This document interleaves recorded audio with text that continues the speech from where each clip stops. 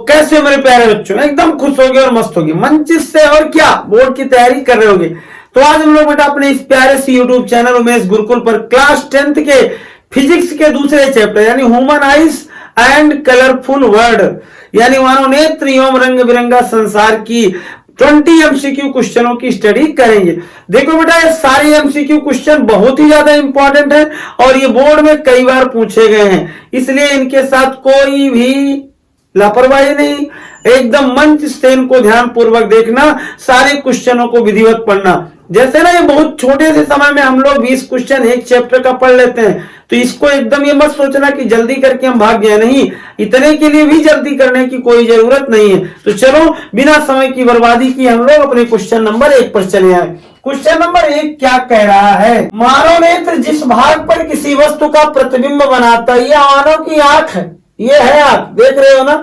मानव नेत्र कहाँ प्रतिबिंब बनाता है, ये देखो आगे उभरा हुआ भाग इसका जो होता है बेटा दृढ़ पटल होता है, बात समझ में आई। और जहां प्रतिबिंब बनता है एकदम लास्ट में वो रेटिना होती है। तो रेटिना अगर कहीं मिल जाए भैया मेरे, कार्निया से प्रकाश अंदर जाता है, परितारिका जो होती है ना इसकी, ये समझ लो ये अंदर का जो हल्का सा काला भाग दिख रहा है तुमको नहीं दिखेगा। फिर उसके बाद पुतली जो एकदम होल जैसी ब्लैक कलर की होती है, फिर वो उन सबसे कुछ नहीं, प्रकाश अंदर ही भेज रही है सब, प्रतिबिंब बनेगा जाकर के रेटिना पर। तो रेटिना को बच्चों क्या कर दो, रेटिना को तुम लोग टिक लगा दो, यस रेटिना पर बनेगा। चलो हो गया ना पहला क्वेश्चन। दूसरा कह रहा है विनेत्र लेंस की फोकस दूरी में परिवर्तन किया जाता है किसके द्वारा। देखो जो ये फोकस दूरी जो अंदर में तुम्हारी आंख में लेंस पड़ा है ना, इसकी जो फोकल लेंथ है वो घटाने बढ़ाने का काम करती है। बगल में लगी है सिलियरी मसाल, वो इधर उधर सिकुड़ती फैलती है, उन्हीं के कारण फोकल लेंथ चेंज होती है, जो कहते हैं एकोमोडेशन यानी समंजन क्षमता जो हो रहा है। तो ये किसके द्वारा, सिलियरी मसल को कहते हैं हिंदी में पक्षमाभि, तो पक्षमाभि द्वारा होता है। आगे जब प्रकाश नेत्र में प्रवेश करता है, जब प्रकाश में नेत्र नहीं प्रवेश करता, जब प्रकाश नेत्र में प्रवेश करता है तो अधिकांश अपवर्तन कहाँ हो जाता है, अधिकांश अपवर्तन बेटा उसका कहाँ हो जाता है, कार्निया पर। कहाँ हो जाता है, कार्निया पर। तो अगला क्वेश्चन बेटा क्या कह रहा है कि आंख में प्रवेश करने वाले प्रकाश की मात्रा को नियंत्रित कौन करता है। देखो नियंत्रित करने का काम करती है पुतली। कौन काम करती है, पुतली। बात समझ में आई। अगला क्वेश्चन है कि स्वस्थ नेत्र के लिए दूर बिंदु कहाँ स्थित होती है। अरे भाई जिसकी आंख बढ़िया है, जिसकी आंख एकदम, मैं किसी का नाम नहीं लूंगा, एकदम चील जैसी है, वो क्या करता, देखता आसमान से नीचे कहाँ कौन टहल रहा है। और जिसके लिए भैया दोष है वो उसमें 25 तरीके का इधर अपना लटकाए रहता है, सब बढ़िया है जिससे जिसको दिखाई दे। तो देखो यहाँ क्या, स्वस्थ नेत्र के लिए दूर बिंदु कहाँ होती है, अनंत पर। यहाँ से बैठ करके देख लेगा वो पृथ्वी का छोर कहाँ है। हाँ ऐसे होता है। स्वस्थ नेत्र के लिए दूर बिंदु कहाँ होती है बेटा, अनंत पर होती है। और स्पष्ट दृष्टि की, स्वस्थ नेत्र के लिए स्पष्ट दृष्टि की न्यूनतम दूरी कहाँ होती है। एकदम दिमाग में इसको बैठा रहना, बहुत बार पूछा गया क्वेश्चन है कि जो फार पॉइंट यानी दूर बिंदु है वो क्या है, इनफाइनाइट। और जो निकट बिंदु क्या है वो क्या है, नियरेस्ट पॉइंट 25 सेंटीमीटर 25 सेंटीमीटर। एकदम इसको रटे रहना। स्पष्ट दृष्टि की न्यूनतम दूरी 25 सेंटीमीटर, दूर बिंदु इनफाइनाइट। आगे किस दृष्टि के निवारण के में 2 फोकसी लेंस का प्रयोग किया जाता है। भैया किसके लिए लेंस उत्तल भी लगता है अवतल भी लगता है, इसका मतलब उसे दोनों थोड़ दोष है। हाँ थोड़ के भैया कम ज्यादा दूरी दिखा रहा है, ना ही ज्यादा नजदीक में दिख रहा है, तो उसके लिए झंझट यानी उसको हम लोग क्या लगाते हैं, उत्तल अवतल दोनों। कौन सा दोष होता है, जरा दृष्टि दोष होता है उसको। कौन सा, ना तो दूर का ही बढ़िया दिख रहा है ना ही नजदीक का बढ़िया दिख रहा है, जरा दोनों दिख रहा है। तो जरा दृष्टि दोष जहां है, प्रेस बायोपिया कहते हैं उसे। प्रेस बायोपिया में निकट दृष्टि दोष में पीड़ित व्यक्ति के चश्मे में कौन सा लेंस प्रयोग होता है। देखो एक चीज याद रखना, तुमको चैप्टर पढ़ाते समय मैं बताया था कि निकट जितने नाम का दोष होगा उससे एक ज्यादा नाम लेंस में होगा। निकट में 3 नाम है, नाकाटा, और लेंस में होंगे 4 नाम। तो 4 कौन से, एक उत्तर लेंस एक अवतल लेंस। दर्पण नहीं लगता, नहीं तो कई तरफ यह पॉलिश किया रहेगा, लगा दोगे ठोक जाओगे किसी गाड़ी वाड़ी में। हाँ यानी दर्पण का लगा लोगे अपना क्या, चश्मा बनवा लोगे तुम। जैसे कुछ लोग कहते हैं नहीं काठी चश्मा पहने हो का, वही हाल है। तो निकट वाले में बेटा कौन सा लगेगा, अवतल लेंस लगेगा। कौन सा लेंस लगेगा, तो ये देखो क्वेश्चन नंबर 8 तक तुम लोग स्क्रीनशॉट ले लो, फिर हम आगे अपना क्वेश्चन नंबर 9 देखें। तो बेटा क्वेश्चन नंबर अब 9 देख लेते हैं कि आकाश के नीले रंग के दिखने का क्या कारण होता है। आकाश जो नीले कलर का दिखता है बेटा, उसका मेन कारण है स्कैटरिंग, यानी प्रकाश की किरणों का परिकीर्णित होना, यानी परिकीर्णन पर टिक लगा देना। बात समझ में आई।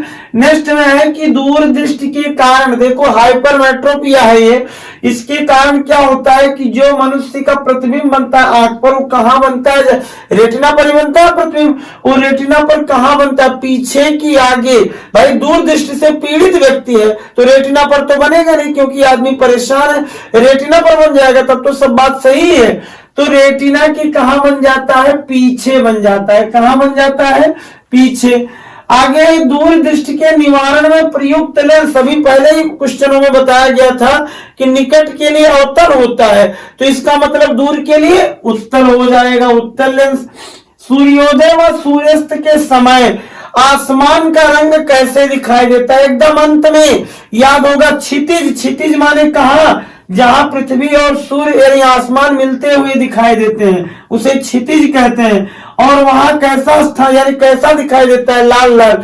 यानी सुबह एवं शाम के समय तुम जिधर सूरज अस्त होता है या उधर होता है, उधर का बादल देखोगे तो कैसे दिखेगा, लाल कलर का।